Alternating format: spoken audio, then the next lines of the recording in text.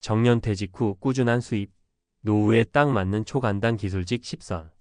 서론 퇴직은 끝이 아니라 새로운 시작이다. 퇴직 후에도 일하고 싶으세요? 이 질문을 받으면 많은 사람들이 한숨부터 쉽니다. 평생 회사에 묶여 살았으니 이제 좀 쉬고 싶기도 하지만 막상 경제적인 현실 앞에서는 답답해지죠. 연금이 부족하고 생활비는 계속 나가고 손을 놓고 가만히 있을 수도 없습니다. 특히 60대에 접어들면 마땅한 일자리를 찾기도 어렵고 새로운 기술을 배우기엔 부담이 큽니다. 그러다 보니 많은 분들이 단순 아르바이트나 하루 벌어 하루 먹는 일에 내몰리게 됩니다. 하지만 꼭 그래야 할까요? 다행히도 은퇴 후에도 몸만 성실하다면 충분히 할 수 있는 초간단 기술직이 많습니다. 자격증이 필요 없거나 배우기 쉬우면서도 안정적인 수익을 기대할 수 있는 일들입니다. 오늘은 그런 현실적인 기술직 10가지를 소개하려 합니다. 지금부터 실제 사례를 들어 은퇴 후에도 안정적으로 돈을 벌 수 있는 방법을 알려드릴게요. 1. 은퇴 후 초간단 기술직이 필요한 이유. 우리가 은퇴 후 일을 찾을 때 가장 중요한 기준은 3가지입니다. 쉽게 배울 수 있어야 한다. 복잡한 전문 지식이 필요하거나 긴 교육 과정이 있어야 하는 일은 피해야 합니다. 일정한 수입이 보장돼야 한다. 하루 벌어 하루 먹는 불안정한 일보다는 꾸준히 수요가 있는 일을 선택해야 합니다. 나이와 체력을 고려해야 한다. 60대 이후에는 몸을 과하게 쓰는 일보다 적당한 노동으로 오랫동안 할 수 있는 일이 유리합니다. 이 기준에 맞는 초간단 기술직을 지금부터 살펴보겠습니다. 2. 노후에 딱 맞는 초간단 기술직 10가지. 주차금지봉 볼라드 설치 및 불법 주차 방지 서비스. 주차 문제는 도심뿐 아니라 주택가에서도 심각합니다. 불법 주차를 막기 위해 접이식 주차금지봉 볼라드 설치 서비스를 찾는 사람들이 많습니다. 일이 좋은 이유. 초기 자본이 적고 설치 기술을 익히기 쉽다. 소규모 개인 창업이 가능하다. 아파트, 상가, 주택 등 수요가 꾸준하다. 사례 1. 65세 김씨의 이야기. 김씨는 퇴직 후 아파트 관리소에서 아르바이트를 하다가 불법 주차 문제를 자주 겪었습니다. 이를 기회로 보고 주차금지봉 설치 사업을 시작했습니다. 인터넷으로 자재를 구입하고 유튜브를 보며 설치법을 익혔죠. 처음엔 지인들 가게 앞에서 무료로 시공해주며 입소문을 냈고 지금은 한 달에 3,040건을 설치해 안정적인 수익을 올리고 있습니다. 가정용 간단 전기 수리 서비스. 가정에서는 전등 교체, 콘센트 수리 등 간단한 전기 작업을 필요로 합니다. 이런 서비스는 자격증이 없어도 가능하며 유튜브만 봐도 쉽게 배울 수 있습니다. 일이 좋은 이유. 기술 습득이 쉬우며 장비가 간단하다. 은퇴 후에도 꾸준한 수요가 있다. 손재주만 있으면 누구나 가능하다. 사례 2. 62세 박씨의 이야기. 박씨는 퇴직 후 아파트 단지에서 자주 놀던 전기기술자 친구를 따라다니며 배웠습니다. 이후 직접 공구를 사서 전등 교체, 콘센트 수리, 스위치 교체 같은 간단한 수리를 저렴한 가격에 해주면서 단골이 생겼죠. 입소문이 나면서 주말마다 예약이 밀릴 정도가 됐고 지금은 월 150만 원 이상을 벌고 있습니다. 사무실 및 가정용 소규모 인테리어 시공, 벽지 보수, 간단한 바닥 시공, 방문 교체 같은 소규모 인테리어 시공은 수요가 많습니다. 은퇴 후에도 부담 없이 할 수 있는 대표적인 기술직입니다. 일이 좋은 이유. 전문 기술 없이도 쉽게 익힐 수 있다. 소규모 창업으로 월 20만, 300만 원 수익이 가능하다. 유튜브, 온라인 강의 등을 통해 독학이 가능하다. 사례 3. 58세 이씨의 이야기. 이씨는 퇴직 후 노후 생활비를 고민하던 중 작은 벽지 시공 업체에서 배우며 기술을 익혔습니다. 이후 직접 장비를 구입하고 가정용 벽지 교체 전문으로 시작했죠. 온라인 지역 커뮤니티에서 홍보하며 고객을 모았고 현재는 하루에 23건씩 작업하며 월 250만 원 이상의 수익을 내고 있습니다. 3. 은퇴 후에도 꾸준한 수입을 위한 현실적인 조언. 이제 몇 가지 중요한 현실적인 조언을 드리겠습니다. 혼자 하기 힘들다면 동료와 함께 시작하세요. 기술직은 신뢰가 중요합니다. 처음엔 지인과 함께 일하며 고객을 늘려가세요. 온라인을 적극 활용하세요. 요즘은 동네 기반 플랫폼 당근마켓, 네이버 동네 업체 등록 등을 활용하면 손쉽게 고객을 모을 수 있습니다. 기본적인 마케팅을 배우세요. 명함, 블로그, 유튜브 등을 활용하면 더 많은 고객을 만날 수 있습니다. 지속적으로 배우고 발전하세요. 기술직은 경험이 쌓일수록 가치가 올라갑니다. 계속 배우고 업그레이드 하세요. 매진 말 퇴직 후 더 안정적인 삶을 위해 퇴직했다고 끝이 아닙니다. 오히려 새로운 기회가 시작되는 순간입니다. 은퇴 후에도 스스로의 손으로 돈을 벌 수 있다면 경제적인 걱정을 덜고 훨씬 자유롭게 생활할 수 있습니다. 오늘 소개한 기술칙들은 배우기 쉽고 누구나 도전할 수 있는 현실적인 방법들입니다. 무엇보다 중요한 건 지금 시작하는 용기입니다. 더 늦기 전에 한 걸음 내디뎌 보세요. 퇴직 후에도 꾸준한 수입이 보장되는 현실적인 방법. 당신도 할 수 있습니다. 퇴직 후에도 꾸준한 수입을 위한 필수 전략 기술직의 지속 가능성과 미래 전망. 지금까지 은퇴 후 쉽게 배워서 수익을 창출할 수 있는 현실적인 기술직 10가지를 소개했습니다. 이제 한 걸음 더 나아가 이 기술직을 지속적으로 유지하고 발전시키는 방법과 과학적 근거를 기반으로 한 생애 주기별 직업 설계 전략을 살펴보겠습니다. 1. 기술직의 지속 가능성. 왜 은퇴 후에도 기술을 익혀야 하는가? 많은 사람들이 나이 들어서 무슨 기술을 배우냐? 라고 생각하지만 최근 연구들은 오히려 나이가 들수록 새로운 기술을 익히는 것이 뇌 건강과 경제적 안정성에 도움이 된다는 사실을 강조합니다. 1. 신경가소성 배움에는 나이가 없다. 과거에는 인간의 두뇌가 2030대 이후 급격히 퇴화한다고 생각했지만 최신 뇌과학 연구는 이를 반박합니다. 신경가소성엔 neuroplasticity 이론에 따르면 두뇌는 나이가 들어도 새로운 연결을 만들고 적응할 수 있는 능력을 유지합니다. 하버드대 연구 60대 이후에도 새로운 기술을 익히는 사람들은 그렇지 않은 사람들보다 치매 발병률이 30% 낮았음. 런던 택시기사 연구 새로운 길을 외우는 과정에서 해마 기억을 담당하는 뇌 부위가 지속적으로 발달함을 확인. 결론 나이가 들어도 새로운 기술을 익히면 두뇌 기능이 유지되며 이는 경제활동 지속성에도 긍정적인 영향을 줌. 즉, 은퇴 후 기술을 배우는 것은 단순한 돈벌이를 넘어 건강한 노후를 위한 필수 요소입니다. 2. 현실적인 노후 기술직 유지 전략, 생애 주기별 직업 설계. 아무리 좋은 기술직도 지속적으로 유지하지 못하면 큰 의미가 없습니다. 여기서 중요한 개념이 바로 생애 주기별 직업 설계입니다.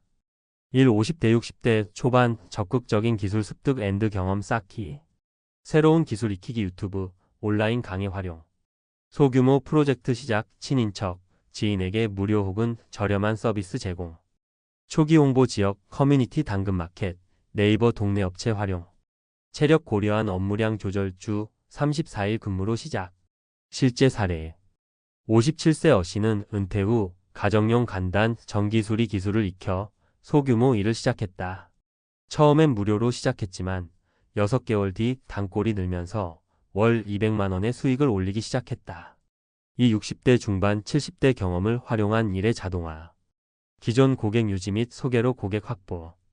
육체적 노동 비율 줄이고 기술 컨설팅 교육으로 전환. 인터넷 활용 블로그, 유튜브 운영하여 지속적인 수입 창출.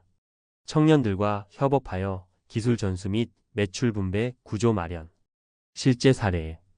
65세 B씨는 주차 금지 봉 볼라드 설치 사업을 하다가 체력적인 한계를 느껴 40대 후배에게 기술을 가르쳐 함께 운영하기 시작했다. 현재 그는 현장 작업 대신 고객 상담과 홍보를 담당하면서도 월 150만 원 이상의 수익을 유지하고 있다. 3. 70대 이후 축적된 경험을 활용한 지식 사업으로 전환. 직접적인 노동보다는 강의, 자문, 컨설팅 비중 확대. 블로그 유튜브를 활용한 경험 공유 콘텐츠 제작. 은퇴 후 창업자들을 위한 멘토링 및 강의 진행. 실제 사례. 72세 C씨는 소규모 인테리어 시공 사업을 운영하다가 직접 현장에서 일하기 어려워지자 노후 창업을 고민하는 사람들을 위한 온라인 강의를 개설했다. 현재는 월 100만 원 이상의 강의료 수익을 얻고 있다. 3. 은퇴 후 기술직 어떻게 시작해야 할까? 실질적인 가이드라인.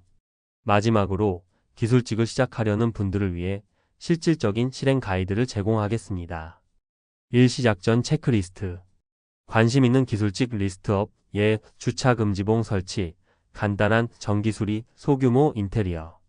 해당 기술이 실제로 수요가 있는지 조사, 네이버 검색, 지역 커뮤니티 확인. 관련 자료 및 교육 콘텐츠 찾기 유튜브, 온라인 강좌. 초기 자본 및 필요한 장비 체크. 첫 3개월 실천 계획. 1개월 차. 기술 관련 유튜브 영상 10개 이상 시청. 관련된 도구 및 장비 구매. 가족, 지인 대상으로 무료 서비스 제공하여 실전 경험 쌓기. 2개월 차. 소규모 유료 작업 시작, 최소 비용만 받고 실전 경험 축적. 지역 커뮤니티 당근마켓, 네이버 카페의 홍보 시작. 하루 1시간씩 기술 연습 및 기록 남기기. 3개월 차. 본격적으로 월 10건 이상 수주 목표 설정. 간단한 명함 및 SNS 홍보 시작. 초보자의 시행착오 정리하여 노하우 쌓기. 맺은 말 은퇴 후에도 일하는 삶이 즐거울 수 있다. 많은 사람들이 은퇴 후엔 그냥 쉬고 싶다고 말합니다. 하지만 경제적인 현실과 두뇌 건강을 고려하면 퇴직 후에도 꾸준히 일하는 것이 오히려 삶을 더 풍요롭게 만듭니다. 단, 중요한 건 무리하지 않고 꾸준히 할 수 있는 기술직을 선택하는 것입니다. 오늘 소개한 방법들을 참고하여 은퇴 후에도 건강하고 안정적인 경제활동을 지속해보세요. 퇴직 후에도 꾸준한 수입을 원한다면 지금 바로 새로운 기술을 익히는 한 걸음을 내디뎌 보세요. 당신의 노후는 당신이 결정할 수 있습니다. 대기업 임원, 퇴직 후 깨달은 냉혹한 현실. 인맥은 권력과 함께 사라진다. 김 부장님, 오랜만입니다. 잘 지내셨죠?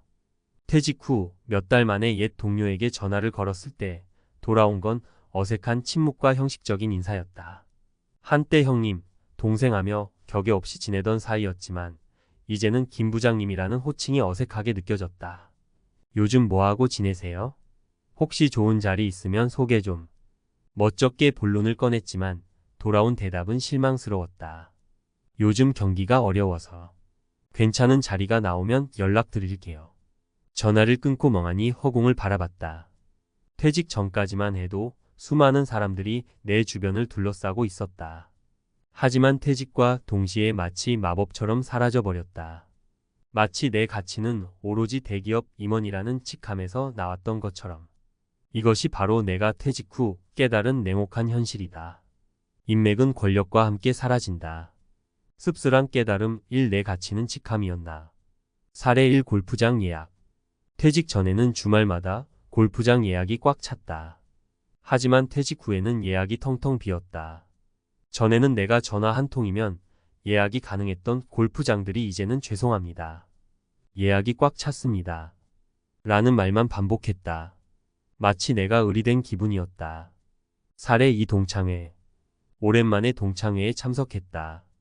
하지만 예전처럼 나를 둘러싸고 떠들썩하게 이야기하는 사람들은 없었다. 오히려 나를 피하는 듯한 느낌마저 들었다. 마치 내가 왕따가 된 기분이었다. 사례 3. 자녀 결혼식. 자녀 결혼식에 초대된 하객 수가 눈에 띄게 줄었다. 전에는 회사 동료, 거래처 사람들로 북적였던 결혼식장이 이제는 썰렁했다. 마치 내가 찬밥 신세가 된 기분이었다. 냉혹한 현실. 끊어진 연결고리, 재취업의 높은 벽. 퇴직 후 재취업을 위해 수많은 이력서를 넣었지만 돌아오는 건 거절메일 뿐이었다. 나이가 너무 많습니다. 경력은 화려하지만 우리 회사와 맞지 않습니다. 연봉이 너무 높습니다. 수십 년간 쌓아온 경력과 노하우는 아무런 의미가 없었다. 나이는 극복할 수 없는 장벽이었고 높은 연봉은 오히려 걸림돌이 되었다. 그래, 남은 인맥을 활용해보자. 마지막 희망을 품고 옛 동료, 선후배들에게 연락을 돌렸다. 하지만 돌아오는 대답은 냉정했다. 요즘 경기가 어려워서. 우리 회사도 구조 조정 중이라. 괜찮은 자리가 나오면 연락드릴게요. 더 잔인한 현실. 나이는 극복할 수 없는 장벽. 혹시 경력과 무관한 일도 괜찮으신가요? 결국 헤드헌터에게까지 연락을 받았다. 하지만 제안받은 일자리는 경비, 택배 배달, 청소 등 내 경력과는 전혀 무관한 일들이었다. 이 나이에 이런 일까지 해야 하나. 자괴감과 좌절감이 밀려왔다. 하지만 선택의 여지가 없었다. 생활비는 벌어야 했고 자존심은 사치였다. 그래, 이 또한 삶의 한 부분이겠지. 마음을 다잡고 새로운 일을 시작했다. 하지만 몸은 힘들었고 마음은 더 힘들었다. 퇴직 후 홀로서기, 진정한 가치 찾기. 인맥은 영원하지 않다. 진정한 가치는 내 안에 있다. 퇴직 후 겪은 냉혹한 현실은 나에게 씁쓸한 깨달음을 안겨주었다. 하지만 동시에 새로운 시작의 가능성도 보여주었다. 이제는 나 자신에게 집중할 때다. 퇴직 후 나는 새로운 취미를 시작하고 봉사활동에 참여하며 가족들과 더 많은 시간을 보내고 있다. 그리고 무엇보다 나 자신을 되돌아보고 진정한 가치를 찾기 위해 노력하고 있다. 인생은 끝나지 않았다. 새로운 시작은 언제나 가능하다. 비록 퇴직 후 냉혹한 현실을 마주했지만 나는 좌절하지 않는다. 오히려 이 경험을 통해 더욱 성장하고 더욱 단단해질 수 있을 것이라고 믿는다. 퇴직 후 씁쓸한 깨달음, 내 가치는 직함이었나? 마이너스 전문가 칼럼. 김 부장님, 오랜만입니다. 반갑게 인사를 건넸지만 돌아오는 건 어색한 침묵과 대면대면한 반응. 마치 내가 낯선 사람이 된 것 같은 느낌. 퇴직 전에는 항상 밝은 미소와 함께 나를 반겼던 사람들이 왜 이렇게 변했을까? 혹시 내가 퇴직했다는 사실을 알고 있는 걸까? 아니면 내가 더 이상 그들에게 필요한 존재가 아니라는 걸 깨달은 걸까? 이런 경험 퇴직 후 한 번쯤 겪어보셨을 겁니다. 저 역시 대기업 임원으로 오랜 시간 일하다 퇴직 후 비슷한 경험을 했습니다. 퇴직 전에는 수많은 사람들이 내 주변을 둘러싸고 있었지만 퇴직과 동시에 마치 마법처럼 사라져 버렸습니다. 마치 내 가치는 오로지 대기업 임원이라는 직함에서 나왔던 것처럼 말이죠. 이것이 바로 많은 퇴직자들이 겪는 씁쓸한 깨달음입니다. 내 가치는 직함이었나? 사례 1, 골프장 예약 마이너스 텅 빈 주말. 김 부장님, 주말에 골프 한 게임 어떠세요? 퇴직 전에는 이런 연락이 끊이지 않았습니다. 하지만 퇴직 후에는 상황이 완전히 달라졌습니다. 전에는 내가 전화 한 통이면 예약이 가능했던 골프장들이 이제는 죄송합니다. 예약이 꽉 찼습니다. 라는 말만 반복합니다. 마치 내가 의리된 기분이었습니다. 내가 뭐라고? 예전에는 골프장 예약뿐만 아니라 각종 모임, 행사 등에도 항상 초대받았습니다. 하지만 퇴직 후에는 초대 전화는커녕 안부 전화조차 뜸해졌습니다. 마치 내가 사회에서 투명 인간이 된 것 같은 느낌이었습니다. 사례 2, 동창회 마이너스 낯선 사람들. 김 부장. 오랜만이야. 오랜만에 동창회에 참석했습니다. 하지만 예전처럼 나를 둘러싸고 떠들썩하게 이야기하는 사람들은 없었습니다. 오히려 나를 피하는 듯한 느낌마저 들었습니다. 마치 내가 왕따가 된 기분이었습니다. 내가 뭐 잘못했나? 예전에는 동창회에서 항상 주목받고 존경받았습니다. 하지만 퇴직 후에는 나를 알아보는 사람조차 드물었습니다. 마치 내가 잊혀진 존재가 된 것 같은 느낌이었습니다. 사례 3, 자녀 결혼식 마이너스 썰렁한 빈자리.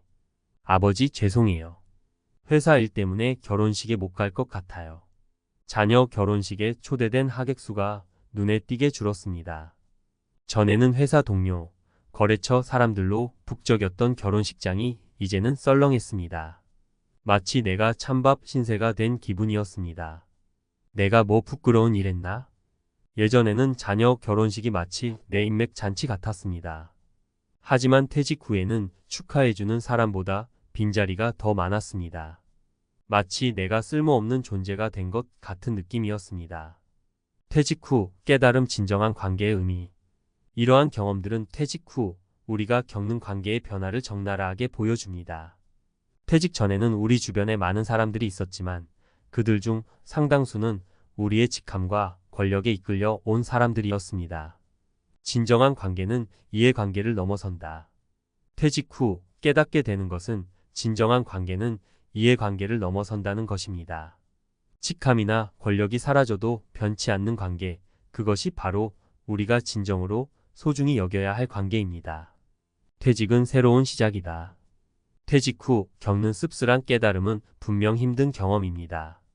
하지만 이는 동시에 우리에게 새로운 시작의 기회를 제공합니다. 이제는 직함이나 권력에 얽매이지 않고 진정한 나 자신을 찾고 진정한 관계를 쌓아갈 수 있는 시간입니다. 당신의 가치는 직함이 아닌 당신 자신에게 있습니다. 퇴직 후 겪는 혼란과 좌절감은 자연스러운 감정입니다. 하지만 잊지 마세요. 당신의 가치는 직함이 아닌 당신 자신에게 있습니다. 당신이 걸어온 길, 당신이 쌓아온 경험, 당신이 가진 능력, 그리고 당신의 따뜻한 마음. 이 모든 것이 당신의 진정한 가치입니다. 새로운 시작을 응원합니다. 퇴직은 끝이 아닌 새로운 시작입니다. 이제는 당신의 진정한 가치를 찾고 당신만의 새로운 삶을 펼쳐나갈 때입니다. 당신의 새로운 시작을 응원합니다. 여러분, 은퇴 후 삶에 대한 상상 다들 해보셨죠? 이제 뭐가 중요해? 여유롭게 살면 되지. 생각보다 많은 사람들이 은퇴 후 편하게 살기만 하면 될 줄 알았어요. 저도 그랬거든요.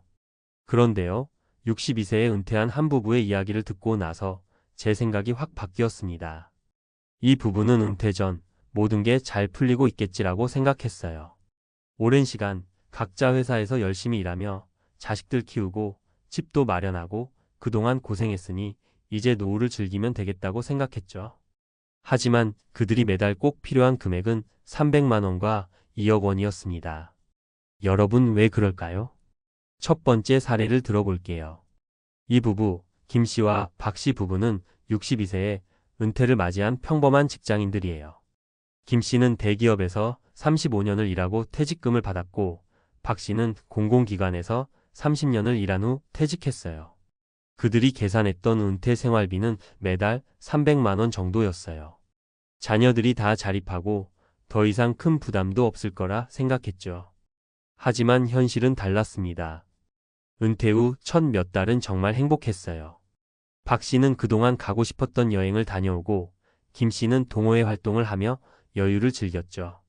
그런데 시간이 지나면서 조금씩 문제가 생겼습니다. 예상보다 생활비가 계속 늘어났고 건강 문제까지 생기면서 병원비도 크게 늘었어요. 결국 그들은 재정적인 계획을 다시 세워야 했고 필요한 금액이 점점 더 많아졌습니다. 그리고 그들에게 필요한 금액이 2억 원이었어요. 2억 원? 그렇게 많은 돈을 왜 준비해야 할까요? 사실 이 돈은 단순히 있으면 좋겠다가 아니라 정말 필수였어요. 주택 유지비와 의료비, 그리고 예기치 못한 생활비를 감당하려면 2억 원 정도의 자금이 필요했다고 해요. 그들에게는 이제 일을 하지 않고도 이 돈을 바탕으로 생활해야 했으니까요. 그럼 왜 이렇게 많은 돈이 필요했을까요? 은퇴 후에는 여러 가지 변화가 생기죠. 자, 이제 제가 말씀드리고 싶은 두 번째 사례를 들어볼게요. 여러분, 혹시 건강보험료를 한번 생각해 본 적 있으세요? 60대 후반에 접어든 김 씨 부부는 건강이 조금씩 달라지기 시작하면서 병원비가 급격하게 늘어났어요. 그들은 매달 수백만 원의 의료비를 예상하지 못했고 심지어 몇 번의 입원과 수술로 그 돈이 급히 소진되기도 했죠. 의료비는 은퇴 후 생각보다 많은 비중을 차지하게 되더라고요. 그래서 두 사람은 건강이 중요한 자산이라는 걸 실감하며 추가적인 자금이 꼭 필요하다는 걸 느꼈습니다. 하지만 그들이 모든 걸 다 준비할 수 있었던 건 아니었어요. 처음에는 그냥 지나가겠지 하고 넘겼던 각종 자산 관리나 연금, 투자 등이 제대로 이루어지지 않았거든요. 나중에 알고 보니 연금은 예상보다 훨씬 적게 나왔고 퇴직금도 일부는 이미 소진된 상태였어요. 결국 김 씨와 박 씨는 생활비 외에도 급하게 2억 원이 필요하다는 결론을 내리게 된 거죠. 그들은 자신들의 경험을 토대로 은퇴 후에는 돈만 준비하는 게 아니라 여러 가지 상황을 고려해서 체계적인 계획을 세워야 한다는 중요한 교훈을 얻었습니다. 이 부부의 사례를 통해 우리가 깨달아야 할 점이 있어요. 바로 은퇴 후 계획은 예상보다 더 철저하게 준비해야 한다는 것입니다.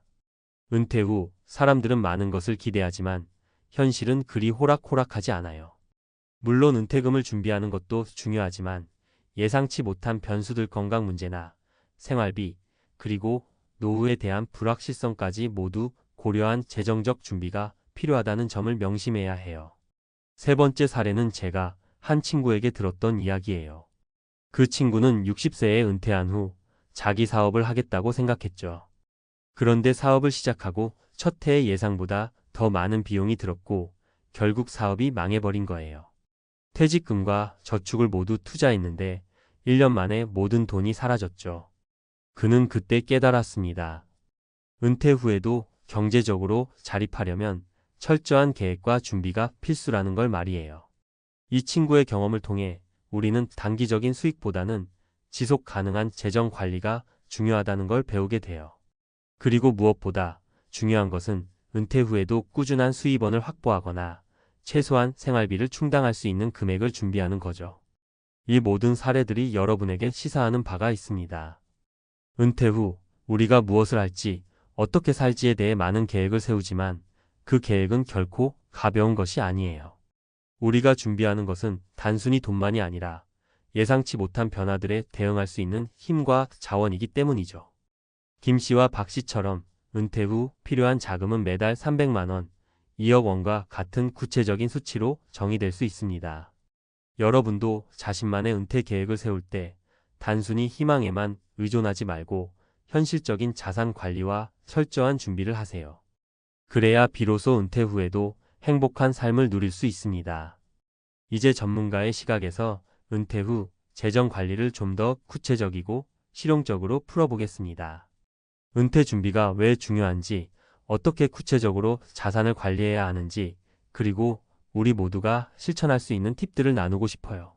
먼저 은퇴 후 매달 필요한 생활비가 얼마일지 계산하는 것부터 시작해야 해요.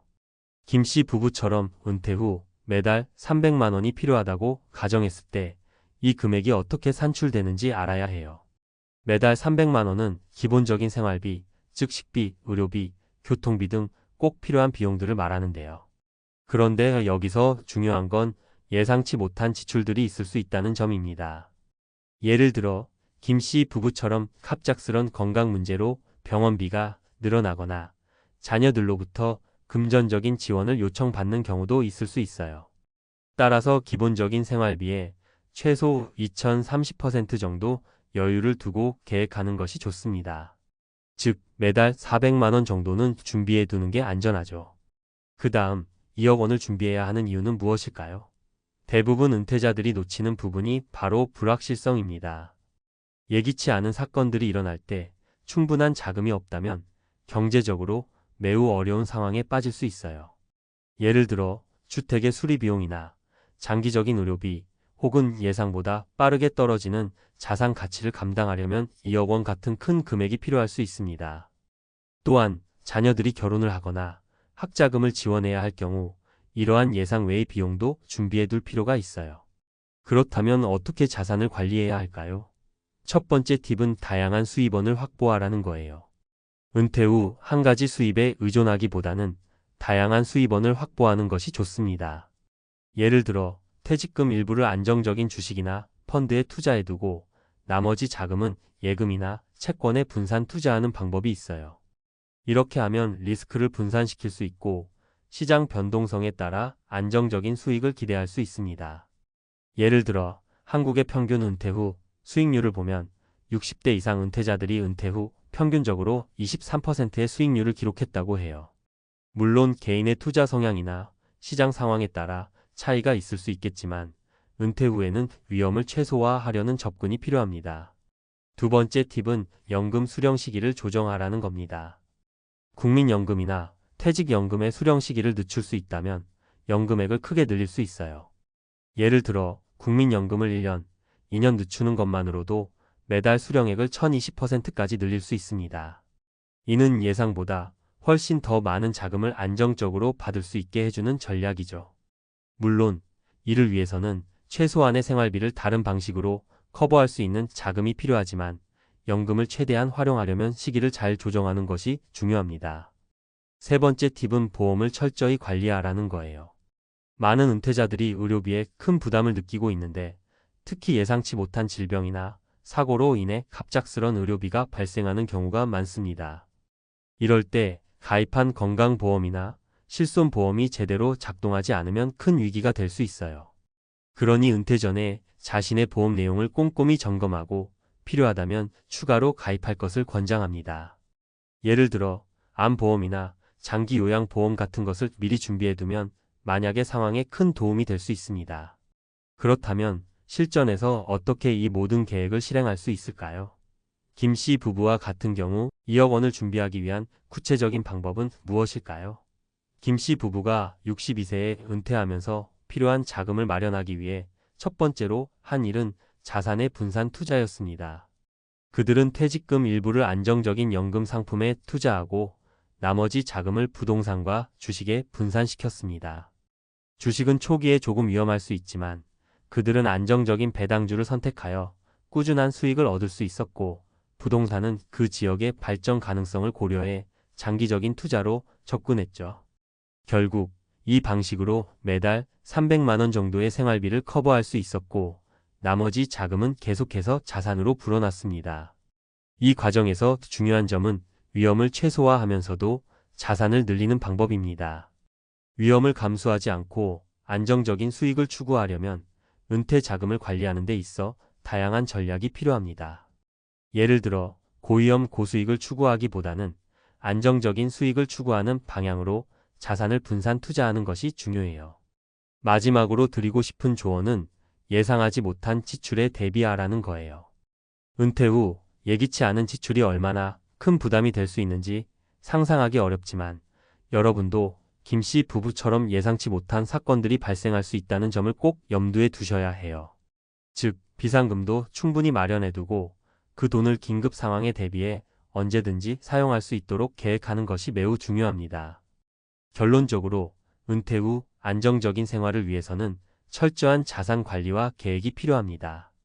단기적인 희망보다는 장기적인 안정성을 목표로 준비하는 것이 중요한데요.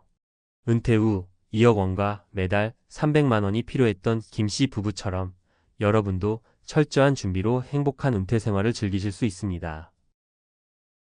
은퇴 후 월 200만 원? 당신이 몰랐던 중산층의 충격적인 기준. 요즘 TV나 인터넷을 보면 중산층이라는 단어가 참 자주 등장합니다. 젊었을 때는 중산층이면 그럭저럭 풍족하게 살 수 있겠지라고 막연히 생각해요. 하지만 막상 은퇴하고 나면 내가 생각했던 중산층과 현실의 중산층 기준이 엄청나게 다르다는 사실을 깨닫게 됩니다. 특히나 월 200만 원 정도면 적어도 중산층은 되지 않을까? 라고 믿었다면 예상과는 전혀 다른 모습을 마주하게 될 수도 있습니다. 왜 그런 걸까요? 당장 월 200만 원이 어느 정도 가치를 하는지, 집값도 오르고 물가도 오르는데 그 돈으로 중산층다운 삶을 유지할 수 있을지 솔직히 체감이 잘 안 올 수도 있어요. 하지만 놀랍게도 많은 이들이 은퇴 후 이 금액에 크게 못 미치거나 가까스로 맞춰 살아가는 상황에 부닥치곤 합니다. 오늘은 은퇴 후 월 200만 원의 의미와 우리가 진짜로 준비해야 할 노후 생활의 현실을 몇 가지 사례를 통해 이야기해 볼까 합니다. 1. 은퇴 후 월 200만 원이 왜 문제일까? 사실 은퇴하기 전에는 체감이 잘 안 됩니다.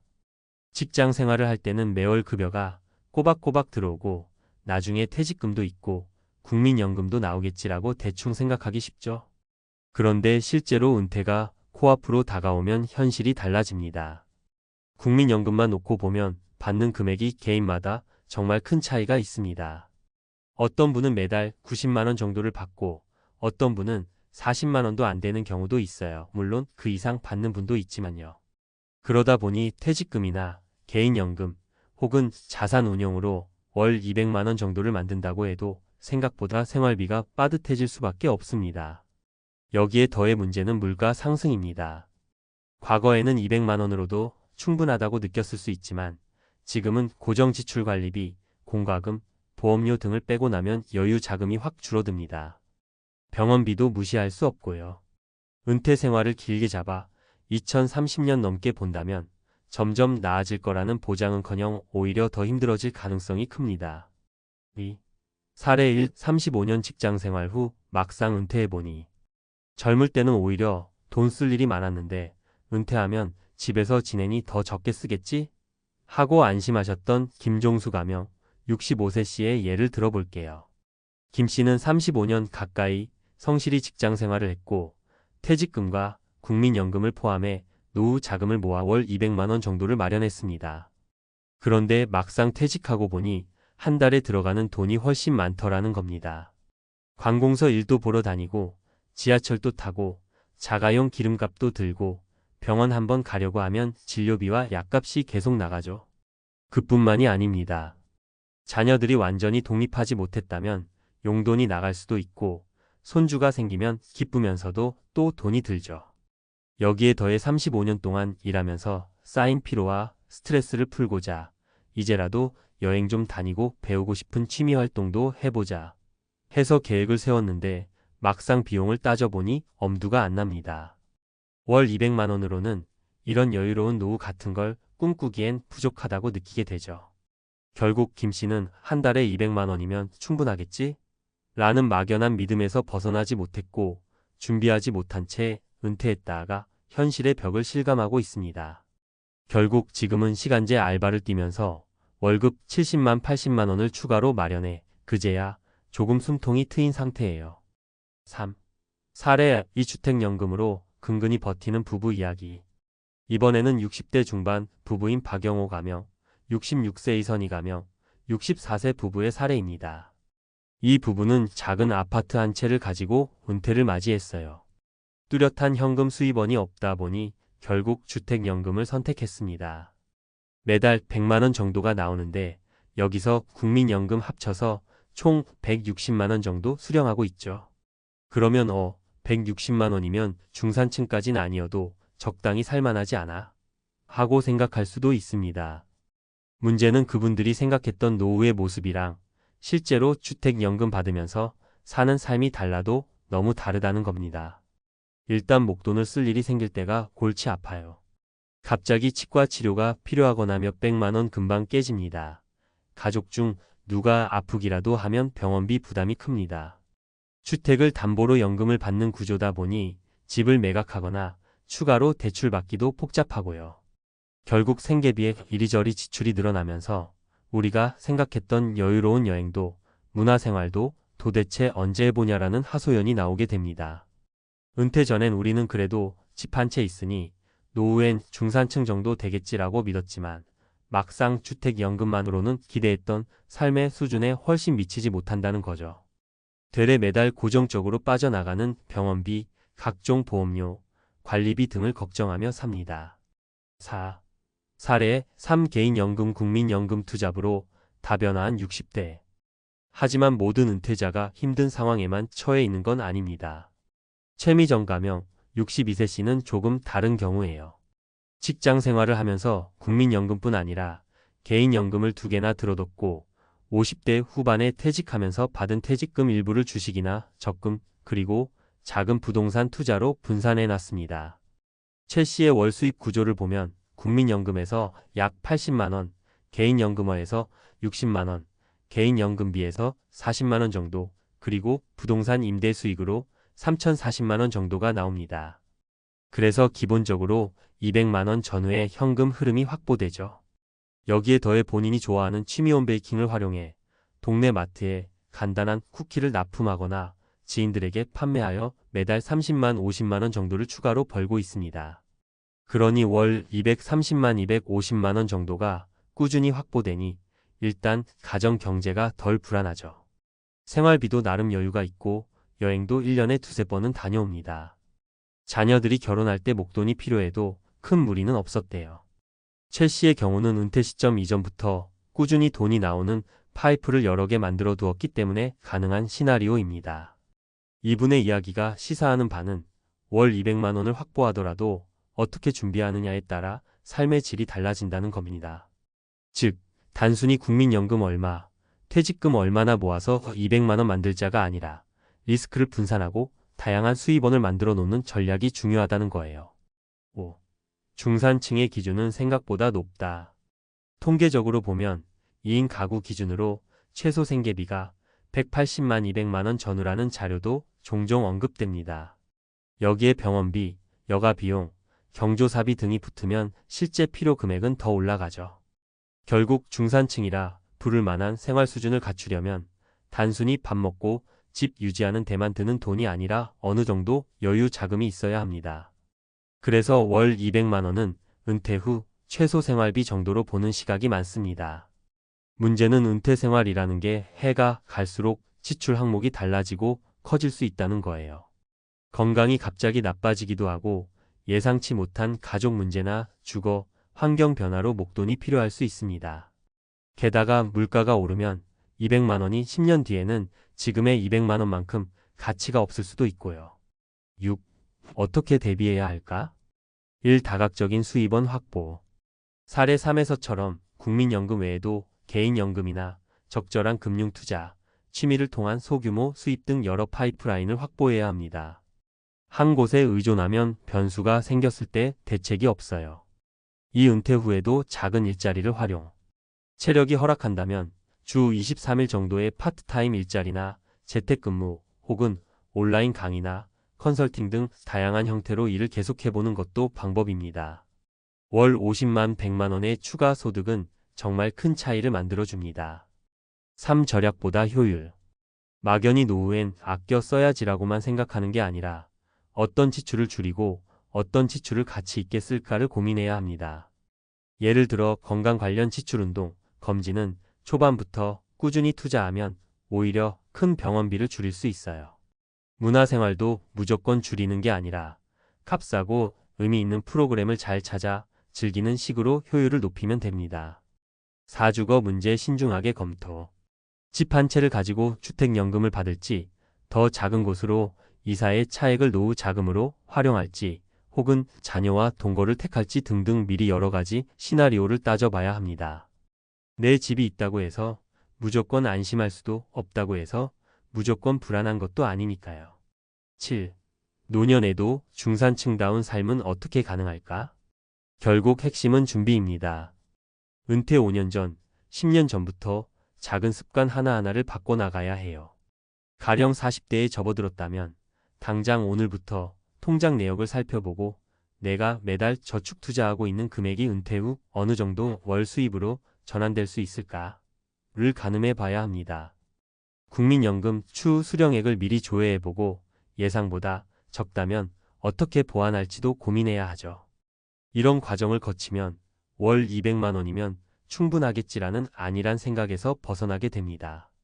막상 준비해보면 내가 진짜 바라는 노후 생활을 위해선 250만 원, 300만 원, 혹은 그 이상의 현금 흐름이 필요할 수도 있음을 깨닫게 돼요. 그리고 그 목표치를 달성하기 위해 젊을 때부터 어떻게 해야 할지 답이 보이기 시작합니다. 8. 마무리하며. 막연히 은퇴 후에도 월 200만 원 정도 있으면 중산층은 되겠지라고 생각하던 시절은 지났습니다. 물가와 주거비, 의료비 그리고 그 외 다양한 지출을 고려해보면 200만 원은 사실상 최소 생계비 정도에 가깝습니다. 물론 개인 상황에 따라 다르겠지만 적어도 중산층의 여유를 느끼며 살기엔 빠듯한 금액이라는 게 현실이죠. 그래서 노후 준비는 일찍 할수록 좋다고 합니다. 은퇴 시기가 다가올수록 준비 시간이 부족해지고 어떤 뾰족한 대책도 마련하기 어려워요. 내가 원하는 노후 생활은 어떤 모습인가? 그 목표를 이루기 위해선 매달 얼마가 필요한가? 그리고 그 돈을 만들어내기 위해 난 지금 뭘 해야 하나? 이 세 가지 질문에 답하는 게 시작입니다. 사례에서 봤듯이 같은 월 200만 원을 확보하더라도 수입 구조가 어떻게 짜여 있느냐, 은퇴 전부터 어떤 습관과 계획을 세웠느냐에 따라 전혀 다른 삶의 질이 펼쳐집니다.